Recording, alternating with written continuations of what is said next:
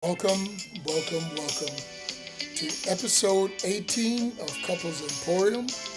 We are your hosts. This is Sandy, and I am Lincoln. So today we are planning on discussing, are you married to your spouse or to your expectations? And the subtitle for today's conversation is How Hidden Expectations, Silent Assumptions, and Unspoken Needs Shape the way couples love, argue, and reconnect.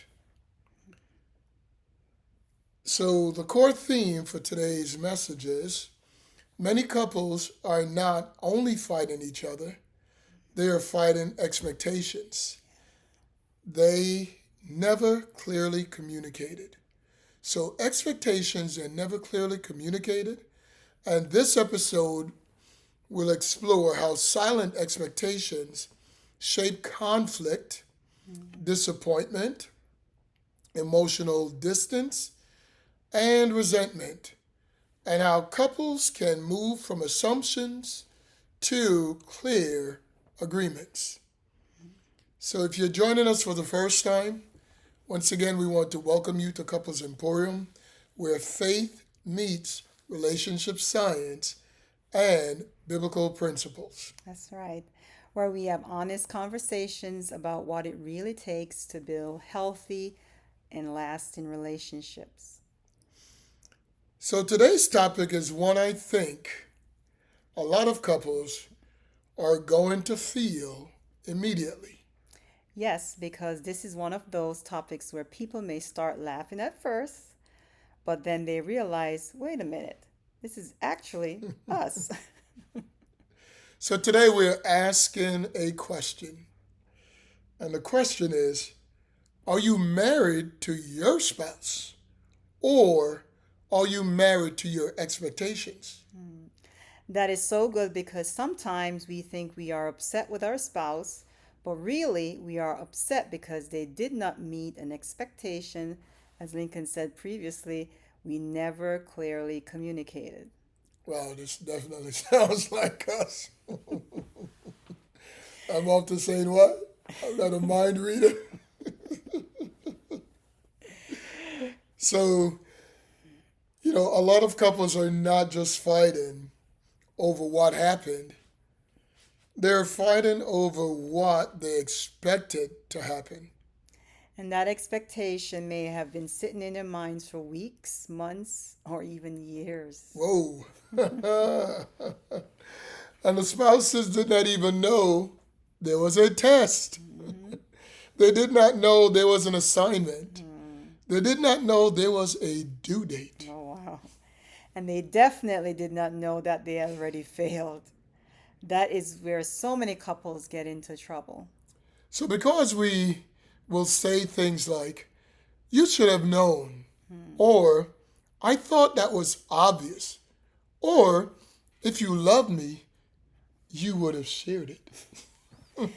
And yes, that sounds very romantic in movies, but in real marriage, that can become dangerous because love does not make your spouse a mind reader, like Lincoln just said. I'm not a mind reader. He often would ask me, I'm not a mind reader. I thought love solved everything. It doesn't? Not everything. So, that is the first big idea for for today. And love does not make your spouse a mind reader, and emotional closeness does not mean you never have to communicate clearly.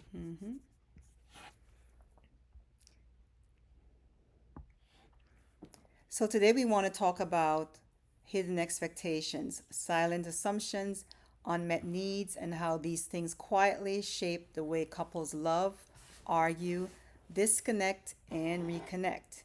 And we want to make this practical because every couple has expectations. Do you really? Yeah, we should. We should have expectations. I believe there's some that are healthy expectations, unrealistic expectations, and realistic expectations. So that is right, and expectations are not Yep, automatically bad. yep. No, they're not. Some expectations, as I said, are healthy. You should expect respect. You should expect honesty. You should expect faithfulness. You should expect emotional care. You should expect in your marriage to be treated with seriousness. But the problem comes when expectations are unspoken and unrealistic, so inherited or one sided. And that is the key. Because sometimes what we call expectations are really assumptions. Yep, that is so true. Because sometimes they are family traditions. Sometimes they're wounds, Sometimes they're fears. and sometimes they're fantasies. What's wrong with fantasies? Absolutely nothing, as long as they're healthy and not unrealistic. And sometimes they're personal preferences that we have elevated into marriage laws. And yes, that is where the trouble starts. Because now your spouse is not just disagreeing with you, in your mind, they're violating something sacred. And they might not even know it. And I think that's the case with many spouses, even ourselves. Yep. So let's start by defining this. An expectation is something you believe should happen. I hold on a second. I was going to say, I think when couples get married and they're like, really young, like in your early 20s, you think your spouse is going to remain the same way physically. Nothing will change about her. I'll still have an 8-pack, 8-pack? I thought it was 6. and she will always look like, not a Barbie doll per se, but maybe Betty Boop.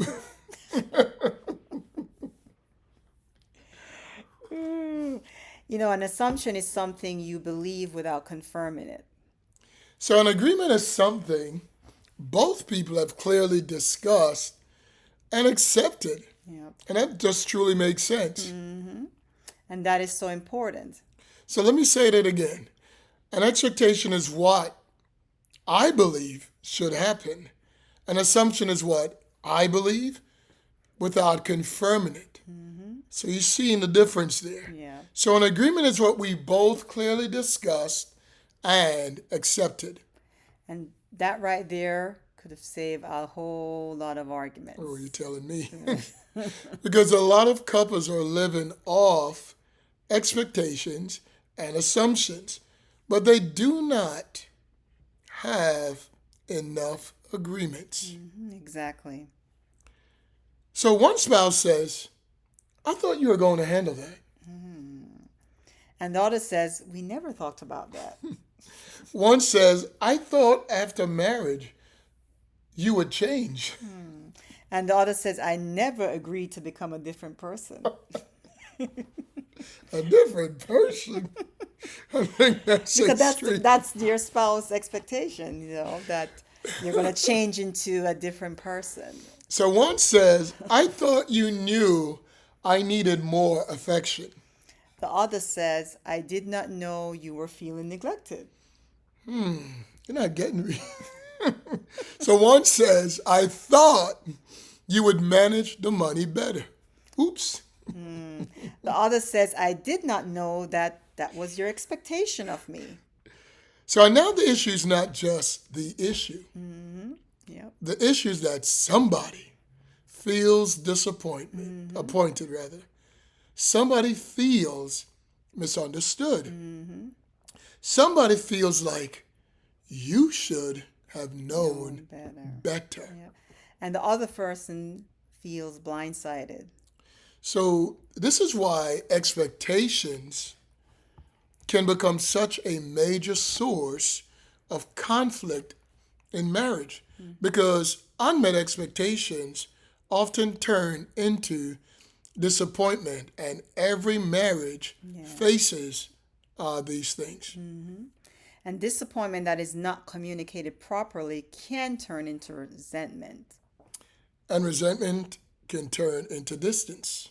And distance can turn into contempt. Ooh. And once contempt enters a relationship, now we are in dangerous territory. Yeah. So the Gottman Institute talks about contempt Yeah. as one of the most destructive patterns in marriage. Yeah. Because contempt is not just frustration. Contempt communicates superiority, Yeah. disgust, disrespect, or dismissal. It is known as one of the four horsemen Yeah. of marriage. Yeah. And a lot of contempt can grow out of repeated disappointment. Especially when the disappointment was never processed honestly. So instead of saying, I need to talk to you about something I expected and never communicated well, we say, you never do anything right. Or, I should have known you were going to disappoint me. Or other husbands do this. Or, otherwise would understand this. And now the conversation is no longer about clarity, it's about comparison and criticism. So that is where expectations become destructive. Now let's make this real. Let's talk about some areas where expectations show up in marriage. Yes, because they show up everywhere. Yes, they do. Everywhere. So they show up around money, for example, around affection, Yeah. around intimacy, around chores, around parenting. My God. It truly is Say around everywhere. everything and everywhere. Around in-laws, ooh, around holidays, Pastor Tito say outlaws. around birthdays, around communication, Yeah, everything, everywhere. around spiritual life. Yeah. Wow. Around gender roles, around work schedules, around how much time you spend together, around how much time you spend apart, Yeah. around social media, around friendships, around what is private and what can be shared. I feel like my toes are being stepped on. Again, it's around everything. Wow. Everything. Yeah. We were not exaggerating. No. I mean, as I'm going through the list of things and the possibilities, I'm like, ouch, ouch, whoa, yes. It's every area of our life. Yeah. So if couples do not know how to talk about expectations, they're going to keep bumping into invisible walls. That is a good picture. Invisible walls. Think about that for a second. Yeah. Yeah. Because if you do not know the wall is there until you hit it. Exactly. Yep. And then the other person is standing there saying, you didn't see that wall. And you're saying because you never told me it was there.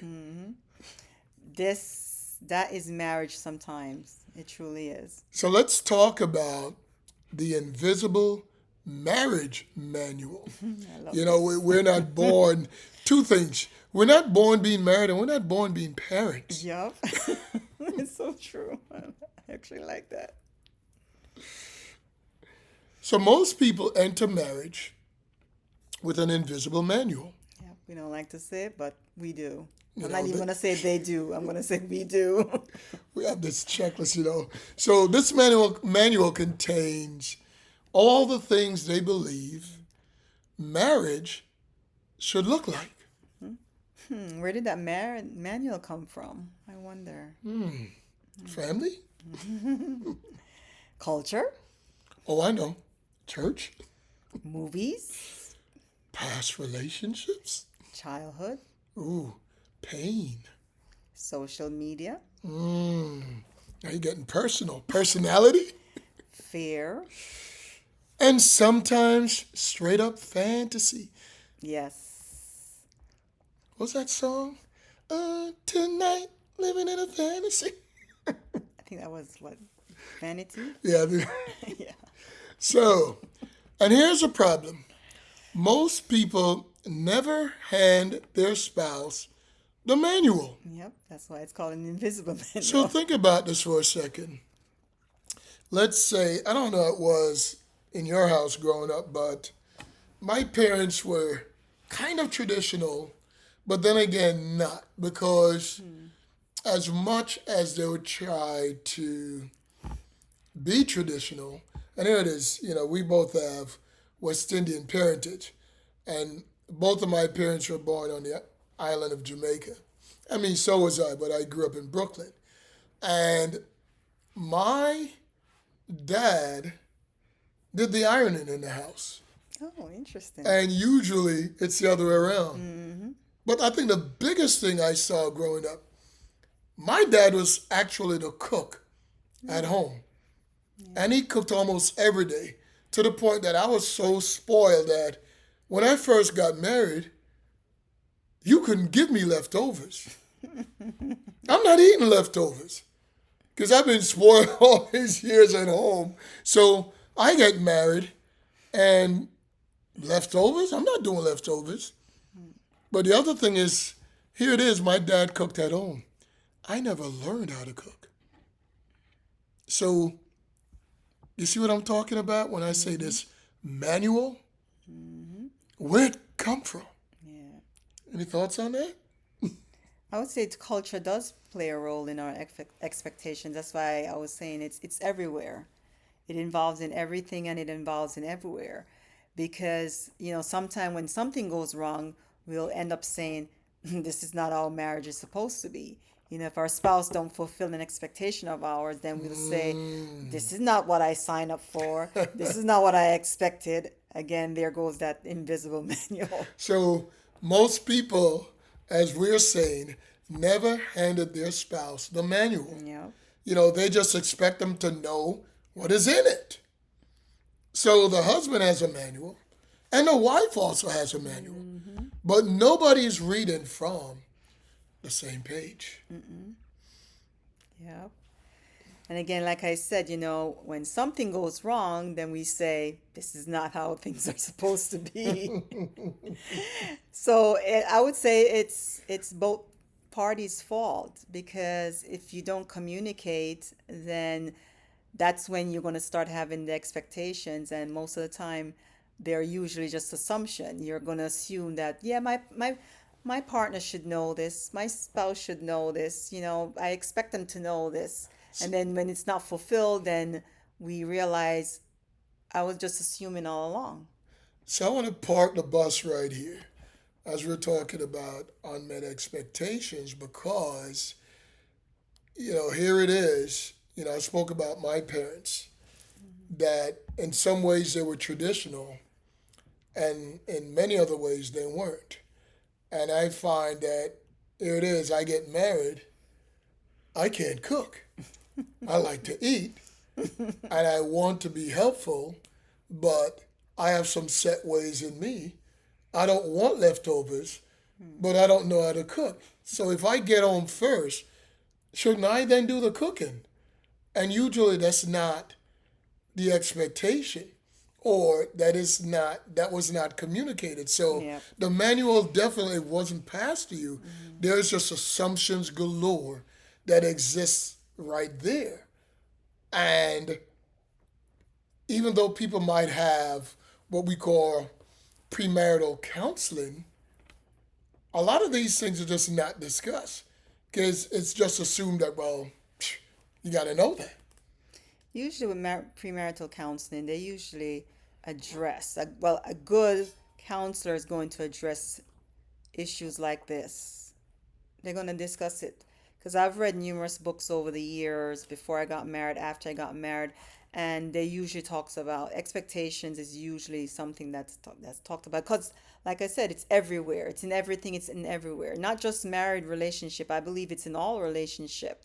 There you go to work, and your boss expects you to put in your work. He's not going to assume that you're going to be here to work. It's an expectation, and that's a healthy expectation. But that's different. Usually on the job, we have a job description, and along with the job description, there are like weekly things that needs to get done, weekly and monthly things. So the work is broken down in, if you want to say, stages. So then there's a daily, weekly, and monthly output. So there's a goal. But in marriages, there's a lot of nuances there. For example, uh, both of us may use the bathroom, but the guy might wait for the girl to clean the bathroom. Now, we know that expectation may come out of culture because we may look back at culture pre uh, World War II, and where the women mostly stayed in the home and they did not participate in work outside of the home. And it's even looked like as if they didn't have any work to do because it wasn't done outside the home. So there are a lot of assumptions. And then you have even some religious assumptions that are in there, and then people use certain things to justify, Scripture. Yeah. such as scripture. Say, see, look, she took care of the home, but we don't see anything in scripture that says, oh, this is where she belongs or this is where he belongs. Right. So people have these, conceived gender roles, so to speak, about what's going to be in their marriage without first discussing it. Any thoughts on that? No, I agree. Again, it's important to communicate. And you may not remember every single expectation, but I think the more you communicate it, because I think that's the key. The more you communicate it to your spouse, I think it will truly, truly help. Because you're not going to remember everything. You just started dating the person, courting the person, you end up getting engaged. You're not going to remember every single thing. Even if you write it down, you're not going to remember expected, because as we said earlier, people change. The relationship is going to grow, it's going to evolve, things are going to change, can happen. You can make all the plans, but sometimes things just happen where it's not necessarily a part of the plan. So I think communication plays a huge role when it comes to that. I think it will alleviate the unrealistic expectations, and it will help with the assumptions. Because sometimes you're going through day to day, daily life. Yes, you may sit down and even talk about, cooking. We both work, whoever gets home first is going to cook. And you might have a delay, something happened, get caught up in traffic, and you get home first, and you're like, well, I'm not going to cook because we had a conversation. He said when he gets home, he's cooking first. Instead of saying that, I don't know what's taking him so long, not realizing you didn't communicate by reaching out, by shooting a text or a call in to say, hey, honey, you're supposed to be home at 5:30. It's now 6:30. What's going on? But instead of doing that, you're making an assumption that, oh, he's supposed to be cooking because he's supposed to get home first. So that's not something that you sit down and plan. So if I hear you correctly, it seems like there's a lot of communication that needs to take place. And I'm not even talking about with the counselor that's doing the premarital counseling. No, I'm talking day-to-day but life. I am just saying the two individuals that are engaged should discuss this, because here it is. I said a lot of guys cannot prepare a meal. So during the courtship phase, well, I'm speaking about me. Because most Jamaican men I know, they can cook. I was gonna say in the dialect, them can't cook, but them can't cook. For all the Jamaican listeners out there and Caribbean folks, them can't cook. Or to everybody else, they can cook. Man, she's beating up on me. Okay, but what we may really mean is, that is how I imagine marriage to be. Well, not how I imagine marriage to be. And that is an important difference. It truly is. It truly is. So because your imagination is not automatically a covenant requirement. Yep, exactly. Yep. That's exactly what I said. I mean, people don't really talk about, you can't talk about every single thing because as I said, as you get into the marriage and you get to know each other, there's things that nothing really stays the same. Especially when children are involved. In my case, being responsible for elderly parent, there's different things as time goes on that can make changes. And that's why I said the most important thing to do is to communicate. It makes me think that we just cannot underscore communication enough. Not just before the marriage, but during the marriage, in the early stages of the marriage, because there's just so many things that just need to be hashed out, and it can cause some discomfort in the sense that because once we start to have those conversations, some things may be uncomfortable because you're thinking, well, especially if you feel that, well, I'm not truly prepared. Because I remember Yeah. once having a conversation with a young man saying, you need to know how to prepare meals before Wow. you get married. I said, prepare meals because you need to be able to feed yourself as an adult. Right? And he said, but I intend on getting married. So if I intend on getting married, then I'm going to marry someone that knows how to cook. And my response was, oh, you're looking for a maid. I said, the fact that you're an adult and the fact that you eat and the fact that you need to take care of your personal hygiene, then you need to know how to do some of these domestic chores. You need to know how to do it for yourself Yeah, because that's important. you can't expect, first of all, your mama is not coming to do it. Your daddy's not coming to do it. So as someone becoming a young adult and going into marriage, if you don't know how to do some of these things, you better start learning. Yeah, yeah. Because when I first started cooking, it was not a good thing. Mm-hmm. So your preference is not automatically a biblical principle. Yeah, that's good. Because we use the word covenant, there's some things it's practical. It's not necessarily a covenant thing, like learning how to cook or cooking for your spouse or preparing meal for both of you, or if you have children involved, a family. That's You're not going to find a scripture that said thou must cook for your family. It's not a covenant principle. And your family tradition is not automatical. It's not automatically the standard your spouse must live by. You're coming Exactly. from Yep. two different families, Yep. regardless of you have some cultural similarities. Yeah. So that doesn't mean your expectations do not matter, by the way. They do matter, but they need to be recommunicated. Yep. I mean, they need to be communicated and examined, tested, and also adjusted because once two individuals get married, the cultural practices that you may have been accustomed to, Yeah. you need to readjust them to make sure that they work for the both of you. Yep. And they must be agreed upon together. Again, that's why communication, talking it over, talking about it is important. So I look at this as this is maturity. Yep. It's definitely maturity to be able to make that adjustment. Yeah. I think we should give an example. All right.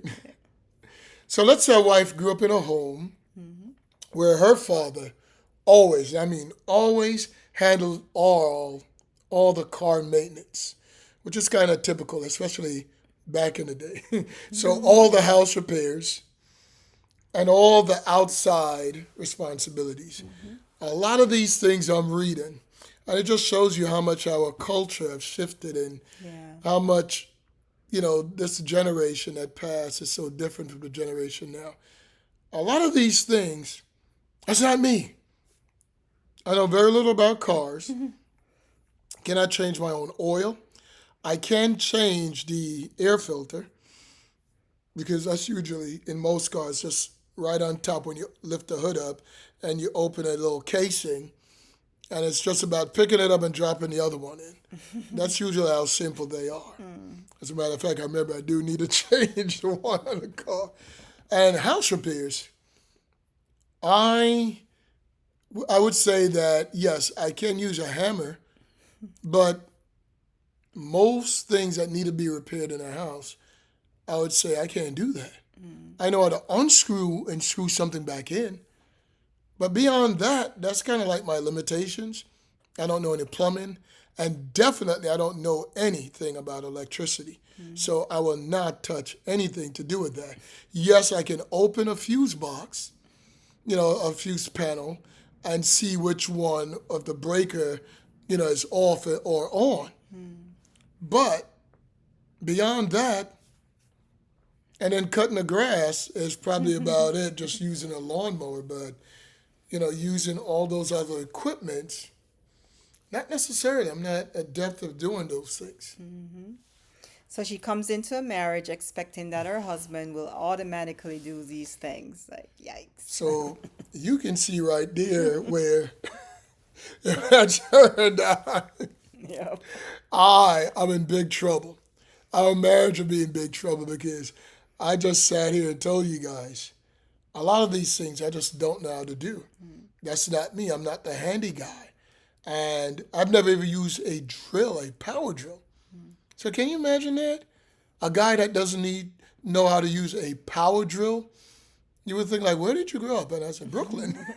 But I still don't know how to use a power drill.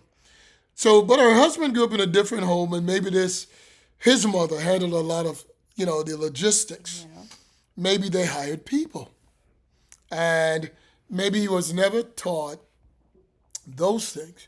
Maybe he is willing to learn, but he does not automatically think that's his role. So she's going to start feeling disappointed. She thinks, why do I have to ask him? He should see it. And she thinks, why? And he's thinking, why is she upset? She never told me that this mattered to her. So this is an expectation collision. Now let's reverse it. So here now, a husband may grow up believing dinner should be cooked every night, like I did, because that is what he saw in his home. As I said, my dad cooked every single day. And sometimes there were multiple options of things. I mean, a full course meal. So what do you think my expectations are? Yep, exactly. But his wife works full time, has responsibilities, and did not grow up with that expectation. We got a problem here. Yeah. Houston, Houston. We have a problem. So he comes home. He's disappointed. He's disgruntled. And she's going to feel judged. And instead of having a conversation about rhythms, capacity, roles, and teamwork, they start arguing about respect. Yep, because both of them now are going to feel disrespected. And this is because expectations usually carry emotional meaning. And that is important because expectations are really just about task. They're often about meaning. And the dishes are not just dishes. That's right. They may mean, do you see how tired I am? And the text message is not just a text message. It may mean, are you thinking about me? The birthday is not just a birthday. It may mean, do you matter enough for you to plan? And I'm a big stickler. I love cards. So when I don't get a card from Lincoln, I start assuming, not even thinking, I start assuming, oh, he doesn't care about me. How could he miss my birthday? So the budget is not just numbers. It may mean, can I feel secure with you? And the affection is not just affection. It may mean, am I desired? That is why couples have to slow down and ask, what does this mean to you? Yep. Because many times we are arguing about the surface issue, but the deeper issue as meaning. That's so true. So that is relationship science and biblical wisdom working together. Because relationship science teaches us that conflict often has deeper emotions and needs underneath it. And scripture teaches us to be quick to listen, slow to speak, and slow to anger. Got to drink that hush water. And that was James 1:19. Exactly. Because if I slow down and listen, I may discover that my spouse is not just trying to control me. Were you thinking that? All this stuff? So they may be trying to express a need, a fear, a wound, or a longing. But if I react defensively, I miss that. And then we argue or start arguing about the wrong thing. See, this is a big one. Let's talk about silent contracts. Oh, that's a big one. A silent contract is when you make an agreement in your own mind that your spouse never agreed to. And I just want to pause and just for you guys to think about that a second. I'm actually going to say it again. Yeah, say it A again. silent contract is when you make an agreement in your own mind. So you're up in your head and in your feelings that your spouse never agreed to. And it usually sounds like this: if I do this, then you should do that. So yes, If I work hard, you should appreciate me. if I cook dinner, you should clean the kitchen. If I stay quiet, you should notice that I'm hurting. And if I sacrifice, you should automatically understood what I gave up. If I don't ask for much, you should know when I finally need something. And if I support your dream, you should support mine in the same way. Now, some of those things may sound reasonable, and maybe, honestly, maybe they're reasonable. Yes, the issue is not whether the desire is valid. Yep. The issue is that the contract was never discussed. And that's exactly the point. So when the spouse does not fulfill their part, you feel betrayed. But they did not know there was a contract. And this, like previously, we were talking about the invisible, what was it again? The invisible manual. Contempt plays a part. In this case, this is going to create resentment. Because now you're actually keeping score. And your spouse doesn't even know when the game started. That's powerful. We need to say this gently but clearly. All right, go ahead. Unspoken expectation can become emotional traps. And that's exactly true. Because you set your spouse up to fail for something that they did not know that they're supposed to fulfill. And when you interpret their failure as a lack of love, when sometimes it's just a lack of clarity.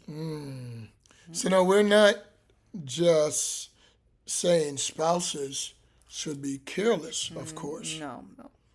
We're not saying people should ignore, obvious responsibilities. No.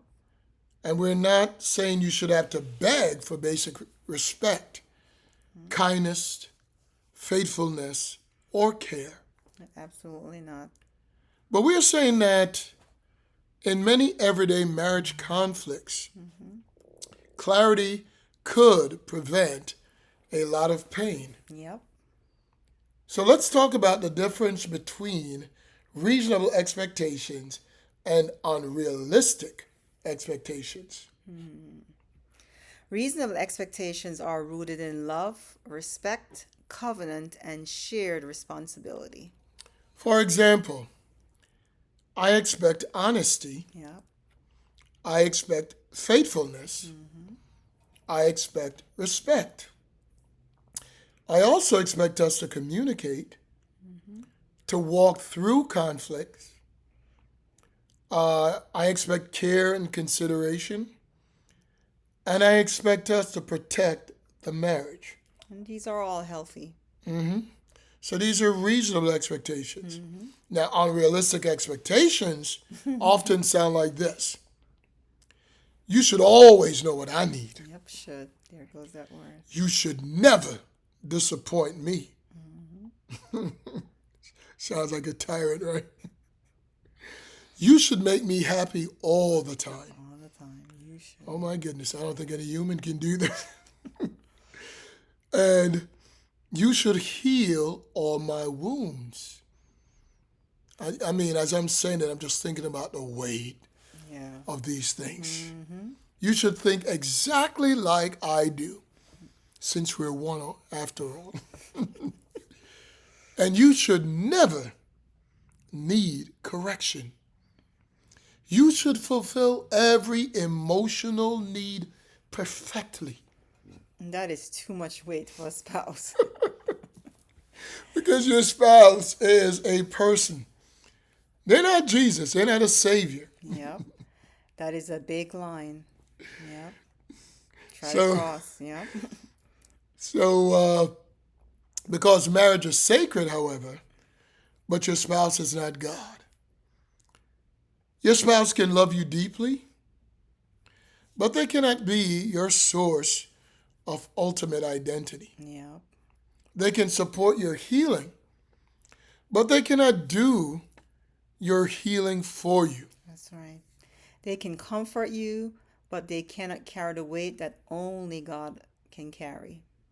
And when we expect a human being to fulfill what only God can fulfill, we're creating pressure that the marriage just simply cannot sustain.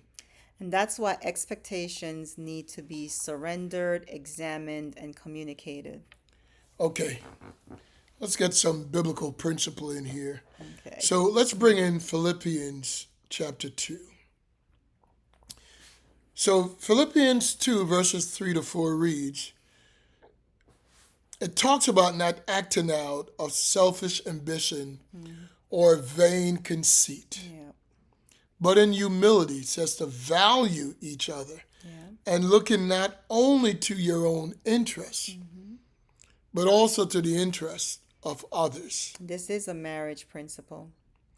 Because expectations can become selfish when they only focus on what I want, what I need, what I assumed, and what I believe I deserve. Yep. But love asks, what does my spouse need? What are they carrying? What have I not understood? Where do we need to talk, not accuse? And by the way, that does not mean that you erase your needs. Definitely. No, but it does mean that both people matter. So And both that is healthy marriage. Yep, both people, not just in marriage, because I'm also thinking from you go to back to the beginning. Yeah. You meet someone, you start communicating, you realize that you like this person, so you do what some folks call dating or what we like to call courtship. And in a courtship relationship, you both have to be aware that you both matter to this courtship relationship. And it's the same thing for being engaged, and it's the same thing for being married, and it's the same thing as you continue on as a married couple. So let's talk about it. Normally we might say, I thought you knew. And we say, there goes that line again. That line right there, I thought you knew. Yep. I think this is one of the most common phrases in relationships. So let's role play it for a minute. Okay. So I came in and say, you seem upset. Nothing. What's wrong? Nothing. Oh no, that is never nothing. Exactly. So I say, no, really, what's wrong? What's wrong? You didn't even acknowledge what today is. What was today? See, that's the problem. Now I am confused. And I'm hurt. Then you say, I thought you knew. And you say I didn't. Now here's the problem. You may have a legitimate emotional need. Yep.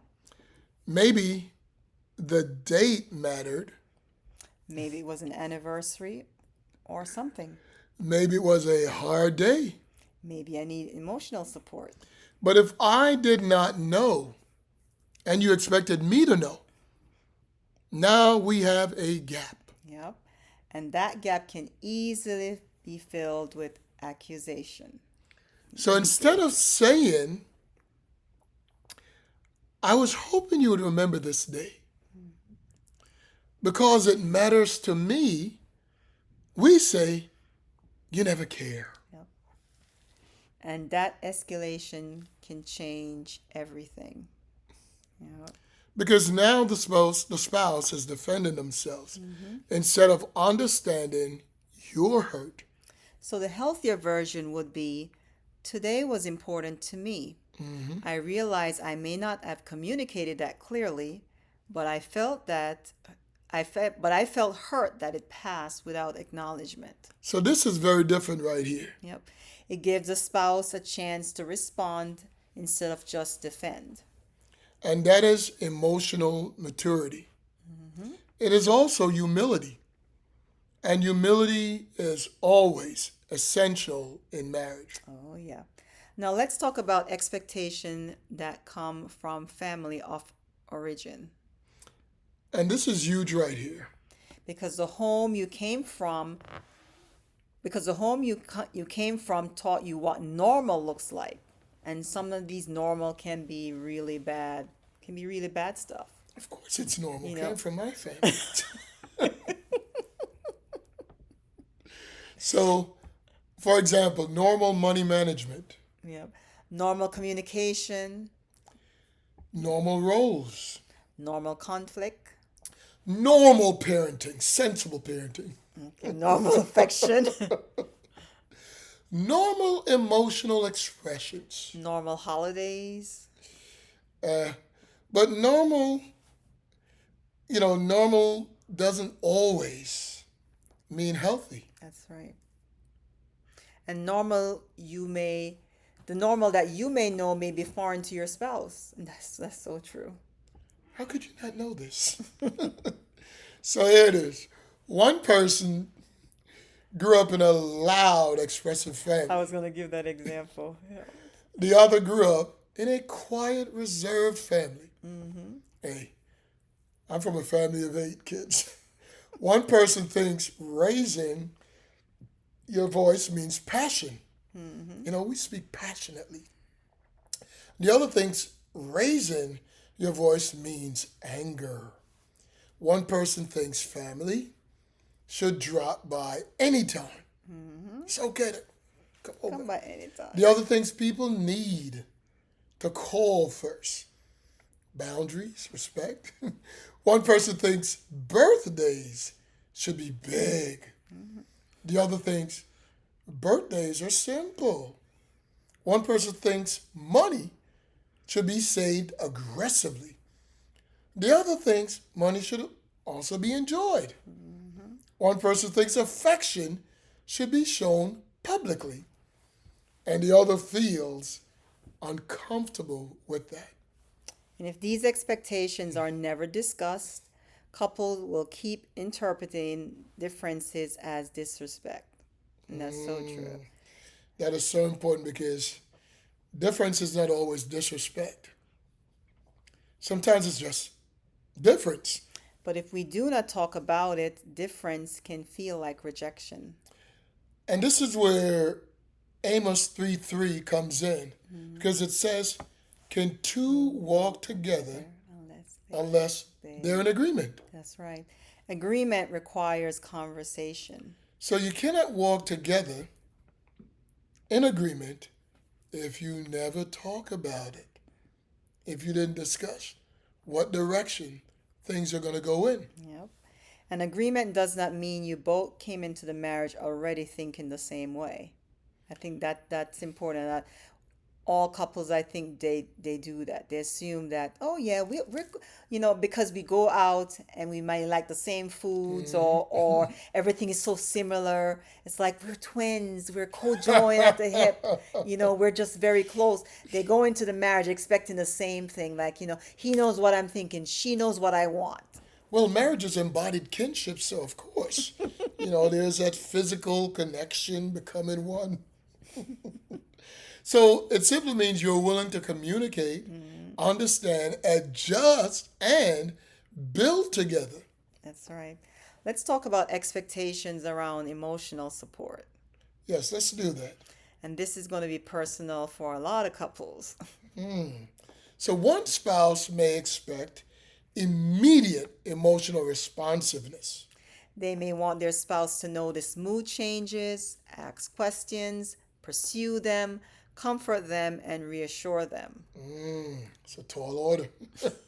The other spouse may not be naturally tuned that way, And it's not because they don't care, but because they just process differently.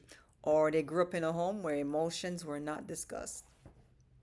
They definitely weren't discussed in my house. So now one spouse says, you're emotionally unavailable. And the other says, I didn't know what you needed. Again, we come back to clarity. Yep. You may need to say, when I'm quiet, I do not want you to ignore me. I need you to gently ask if I'm okay. Notice, gently ask. Us lady, we love the gentleness. Gently ask, are you okay, hon? Are No. you okay, babe? So you know what's wrong with you? No, that's definitely a no. That's definitely, You always seem to be moody. yep. Not a good approach. No, not going to approach. Or when I am upset, I need a few minutes to gather myself before we engage, before we talk. Or when I share something vulnerable, I need empathy before advice. And I just want to say, before I said few minutes, it is always a good thing, especially when people are not, in the best frame of mind. They're a little angered, or have a heated conversation. Just say, listen, I cannot go on right now. I just need some time to just calm down, to just, cool down. And then, we'd give a time, and not to just say, get sometime later. Be specific and give a specific time. And if you're not ready yet, then just say, can I get 15 more minutes? But don't leave it sort of like open-ended. So, as you said, when you share something vulnerable, you need empathy before advice. Yep. And that last one there. Yep. Yes, because sometimes one spouse is looking for comfort and the other spouse is given a solution. Us guys, we're good for that. And the solution may be good, but the timing is just wrong. off. It's Yep. wrong. Yep. Because the expectation was emotional presence, not problem solving. So instead of assuming, ask, do you want comfort or solutions right now? And that question can help so much. It sure does. Yep. So let's talk about expectations around intimacy. And this is a huge one here. Yep. Major. So many couples enter marriage with expectations about physical intimacy that they never fully discuss. And that's why I think, the importance of premarital counseling plays a huge role here. And I'm going to say this, and I hope I don't come across as being sounding disrespectful. But I'm not against getting advice from your pastor or a spiritual leader, but it's important to get professional. These are trained individuals that they know what they're doing. It's just that I wouldn't have a cut, and it's a simple cut, and I decide to just address it and it got better in a couple of days than if I break a limb and I'm just going to try to do the same thing. Oh, just a couple of days, my limb will be fine. No, you go to the ER, you go to see a professional. And I always, suggest to people, especially those that are seriously dating, they're in a serious courtship relationship, go get professional. Go to someone that's a licensed professional. And you may not have insurance to cover it. Seek out your community, networking. If this person is important to you, you're important to each other. Network, ask around in whether you go to a church or a synagogue or a mosque or wherever you go, or you may not be a religious person, just two people, you're serious in a serious courtship dating relationship. Go get professional help, because sometimes your pastor or your religious or spiritual leader may miss something, because they're not that's not their thing. They're not licensed, they're not trained to do it. I just wanted, to say that. Sometimes we may miss discussing important things when it comes to intimacy and expectations, and one of the big thing is frequency, Initiation affection, and emotional connection. romance. What is that? Is that like rowing? Row, row, row your boat. Desire. And if those expectations are not communicated with care, both spouses can feel rejected. So one spouse may think, if you truly love me, you would want this more.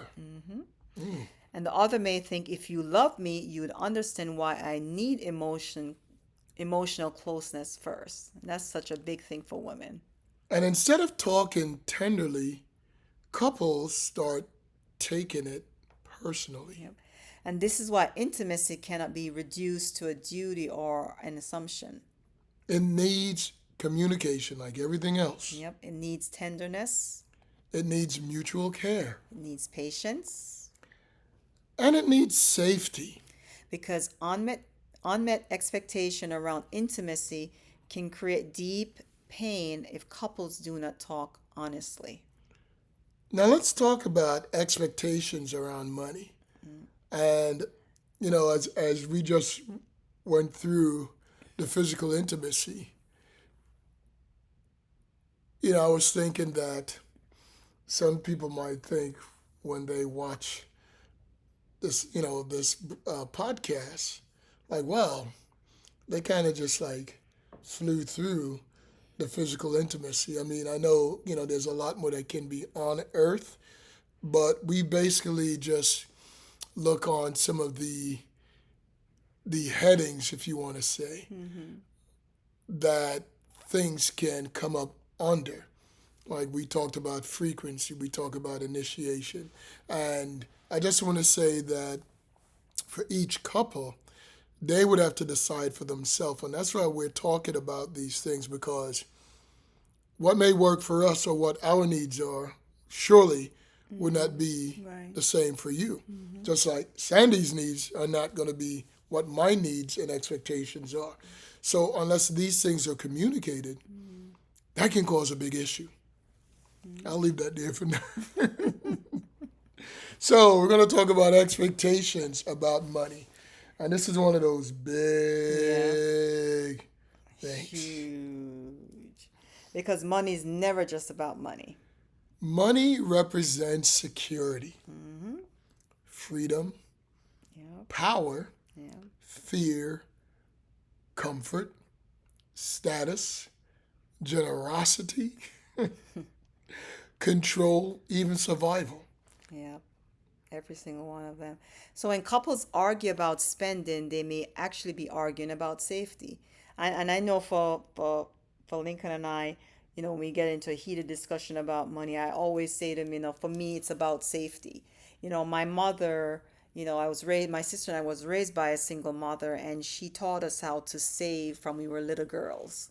From we were little girls, she always explained to us and shared with us about the importance of money. Now, I don't know if my parents discussed that, but I don't think I was home. So I missed that discussion. My thing is, we'll think about it later. Worry about it later. So And once, in all fairness, though, most immigrants when they come into another country, it's all about trying to find something right away, and to usually to save, to survive for the family that's here, and to send back to help the family that's back there. So, you know, in all fairness, it's easy to say, well, every person, they should have a conversation about money, but when you don't really understand it, and it's not, I wouldn't say it's not that parents, like, your parents and all the parents from the Caribbean and from the Western, it's not that they don't value money. It's more about that when you're not educated about it, and I'm not saying being uneducated like from a demeaning perspective. I'm not saying that way at all. But when you don't have knowledge about something, about how it works, then while you may see the need is more important for survival, for being security. Most middle class people would be more like saving, because of goals to travel, to buy a house, expecting more children, taking care of an elderly parent. It's a little bit different. But when you're day to day trying to survive, that's all you're going to think about. especially when you grew up in immigrant families where when you first come to another country, it's about survival. Yep, And it is. you're It is. automatically in, if not in that state of poverty, you're in that working class. So you're just trying to survive. So Yep. you're just working to get enough just to get through that week, and then the next week the same thing again. So oftentimes there won't be discussions about Yeah. how do you budget. Yeah. It's just, okay, I need to make this much to cover this much, and that's how That's you it. work. Yep. Yep. So one spouse expects strict budgeting. The other expect flexibility. One expects joint decisions on every purchase. The other expect personal spending freedom. So that's what it's about. Yeah. You want personal freedom and no limitations. So one expects debt to be attacked aggressively. The other expect balance between paying debt and enjoying life. So if they did not discuss what money means emotionally, they will only argue about numbers. And the deeper issue will stay unresolved.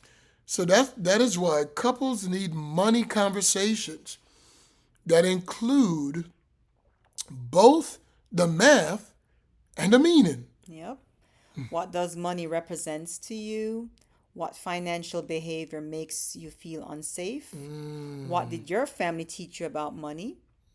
What do you expect us to decide together? What can we each spend without checking in? And what are our shared goals? And these are so important. So those questions move couples from assumptions to agreement. When these questions are being asked and these things are being discussed, then there are no misconceptions Yeah, and misunderstandings or disagreements. that's right. Now let's talk about social media expectations. In our last two episodes prior to today's episode, we were talking about emotional affairs, and we did bring up about social media, having an emotional affair with someone that's through social medias. But this is a little bit different. We're going to be talking about expectations in regards to social media. So, I'm thinking social media. I mean, once again, if we think back, years ago, or our parents' generation, we're definitely not talking about, social media Yeah. because Right? It's like social who? Definitely not. But it is definitely something that has to be discussed today Yeah. because The world everything is just changing. need Yep. The world is we just need changing. to manage our lives in such a way that there's a balance. Mm. So when we think about social media, that's truly is a good thing because we want to make sure that there's time enough for everything to get done, even our relationship. It can't be that we both come home and we're both on our phones and dinner's not prepared and I'm expecting Sandy. I'm thinking, why isn't Sandy cooking? Mm. What's the Yeah. holdup? Yeah. And I'm on my phone and I'm going through, I'm looking at, getting a sports recap, you know, looking at maybe go on Facebook, go on there. There just got to be some expectations. Yep. In today's world, couples have expectations around posting, privacy, likes, comments, DMs, and what should or should not be shared publicly. And, this is just so true Mm-hmm. because think about your children, if you have children. What if you are posting pictures of your children and you haven't discussed it? You can be putting your family in a vulnerable situation. Mm-hmm. So context and the content and things that you're doing is just so important. Yeah. And as I'm thinking about this, I'm thinking we may need to do another leg of this instead of just keep going. We're probably about an hour in, but Mm. this part here is just such a big one Yeah. because social media has just grown, Yeah. throughout the years, and we are aware of the things we call the deep fake and how someone can get a hold of your image and Right. how there's bullying surrounded Cyberbullying. Yeah. with the social media. So your children are vulnerable, you are vulnerable Mm. because someone can make it seem like you did something. So we can't be too careful. And that's Right. why I think that we should pause it here and pick it up at the social media portion, or maybe even pick it up at the physical intimacy, which I think we should maybe labor more in there because I think it's one of those areas in marriage that many people gloss over, and especially people in religious circles, Yeah. they're not touching that, Mm-hmm. and probably ill-equipped to. But we know that usually in our homes, like our parents, we couldn't have talked to our parents about physical intimacy Right. because everything was hidden. Everything was kind of like taboo, and they're just not gonna have that conversation with you. They'll just tell you like once you get to a certain age and you go through puberty, oh, you can't be around the boys or you can't be around the girls. You got to watch yourself. So then they start, sending you messages to make you feel like there's something wrong with the other gender, with the Mm-hmm. boys or with the girls. And it should never be given or shared with us that way. It should really be discussed Mm. in a healthy and meaningful way so that as teenagers and going into young adult life, we have a healthy understanding and we're not dependent on our friends. Yeah. Because you know how they are. Friends often are going to tell you things, oftentimes it's not true, or they tell you about some specific experience, give you an anecdotal, and just that's just not the way that we want to go. Mm-hmm. So we're going to pause it here and pick it up with physical intimacy. I just think that area is just a big area where, I don't know, maybe the next leg, when we get back together, it might take all of this. Because that's just, even though it's not all of marriage, it's just such a big part of marriage that I think that we owe it to you to go a little deeper. And I think you would be better off hearing this discussion, and especially when we do those interviews, we often will not even touch that because couples most likely are not going to be comfortable talking about it, but we will. Rightly so. So yeah, rightly so. So we would do that for you. So we just want to say we thank you for taking the time to Yes. be here with us. I hope you like the things that you're hearing. And if you have not yet done so, please subscribe. Please hit that notification bell so that when we upload the next video, you can be notified. And please share this information. We think that the things that we discuss on this podcast are just so valuable. It's valuable to us because when we do the research, when we interview others, there's always a takeaway that we get, that we learn, and other things that we learn. And when we go back and we talk about it, and we'll say, you know what?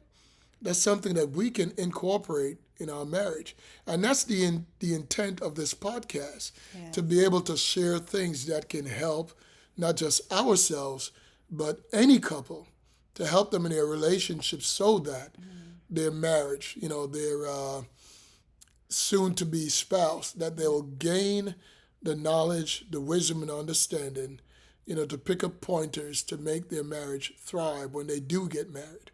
Sandy, anything you want to say? I think it's so important. We were hoping to go through this particular episode and cover everything, but I agree. I think we should pause here for today and pick up back to have this, this important, discussion. Yes, the physical intimacy is very important, and talking about social media expectations, and there's other expectations that we're also going to address in this upcoming episode. So again, I want to extend, we've been doing several interviews, and we're going to be presenting them to you out there, to our subscribers and supporters out there, putting them all together. But I still want to extend an invitation to couples out there. Doesn't matter where you're at, as a flyer that we put out a couple of weeks ago, whether you're in South Africa, it doesn't matter the time zone. We can make it happen. Just reach out to us. Again, if you're seriously in a courtship, seriously dating, and what we classify as a courtship relationship, you're recently engaged, or you may be engaged, maybe let's say, 6 months, you're newly engaged, newly married, you've been doing this for a while, and you're veterans, that you're married over let's say 4 years, 5 years. And we'll take someone that, 2 years, 3 years. We interviewed someone recently that they've been married for 5 years. So, we want to hear from you. It doesn't matter where you're from, and we're not expecting your relationship to be perfect, because there's no such thing. And it doesn't matter your faith leanings as well. Yep. Your faith persuasion, because at the end of the day, marriage is marriage. And one thing we can agree upon is that marriage was created by God. He is the creator of marriage. And marriage existed before Christianity. So that says a whole lot right there.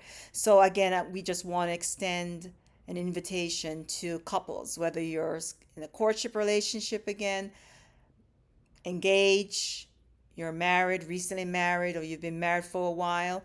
And to the veterans out there, you've been married 35 years, 25 years, and you may have reservations saying, no, we just get along really well. We want to hear that. We want to hear that, because obviously you've been married for 35 years. It's obviously that something must be going right. And again, it's not, some people may say, no, Sandy, you could be married for 25 years, and we want to hear from you. Yes, we want to hear from you, because this is not about perfection. I can't stress that enough. This is not about perfection. So this has been Couples Emporium. This is Sandy, and I'm Lincoln. Take care, friends. And have a wonderful week.